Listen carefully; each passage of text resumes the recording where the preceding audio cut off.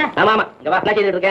என்ன பலகாரம் செய்யறதுன்னு யோசனை பண்ணிட்டு இருந்தேங்க. நல்ல வேலையா போச்சு. யோசனையோட நிறுத்து. நீ ஒண்ணு இன்னைக்கு கிழங்கு சாப்பிடணும்னு ஆசையா இருக்கு. செய்து வை விட்டு. பூ உருளைக்கிழங்க. நான் கூட அதுதாங்க யோசனை பண்ணிட்டு இருந்தேன். என்ன பொறுத்த பாத்தீங்களா? ஐயோ என்ன நேத்து மசாலா தோசை செய்தியே. தோசை தான் இருந்தது. மசாலாவை எவனோ நாவிட்டு போயிட்டான்.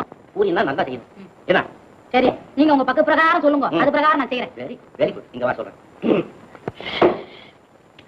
இந்த மாதிரி சேர்த்து வச்சு ஆணி வச்ச மாதிரி உட்கார். எப்படி செய்யணும் தெரியுமா? ஒரு குண்டான எடுத்து ஒரு அரை ஆளாக்கு கோதுமை மாவை போடணும். அதான் எனக்கு தெரியும். தெரியுமில்ல? தலையில கொஞ்சம் தண்ணியை தெளிச்சு 2 உப்புகளை போட்டு நல்லா பிசையணும். அதான் எனக்கு தெரியுமே. அப்புறம் உருண்டையா உருட்டிக்கணும். அதான் எனக்கு தெரியுமே. அப்புறம் என்ன செய்யணும் தெரியுமா? அதுதாங்க எனக்கு தெரியும். அப்பளம் குழம்பு எடுத்து இதை வச்சு அப்பளம் மாதிரி ரவுண்டா போட்டுக்கணும். அதான் எனக்கு தெரியுமே. அப்புறம் என்ன செய்யணும்? அதுதாங்க எனக்கு தெரியும். தெரியாதுல்ல? பெரிய குண்டான ஒண்ணு எடுத்து அதான் எனக்கு தெரியுமே. இதெல்லாம் தூக்கி அது உள்ளார போட்டு அதான் எனக்கு தெரியுமே. அது நிறைய தண்ணியை ஊத்தி அதான் எனக்கு தெரியுமே. நல்லா குழைச்சு அதான் எனக்கு தெரியுமே. வச்சு வையே, நான் வந்து குதிக்கிறேன். அதான் என்னங்க நீங்க எப்படி சொல்றீங்க? என்ன ஏதாவது தெரியலன்னா என்னங்க எதுங்கன்னா அடக்க ஒடுக்கமா கேட்கணும். என்னமா எல்லாம் தெரிஞ்ச மாதிரி. ஆனா எனக்கு தெரியுமே, ஆனா எனக்கு தெரியுமே, எனக்கு தெரியும் பெரிய மேல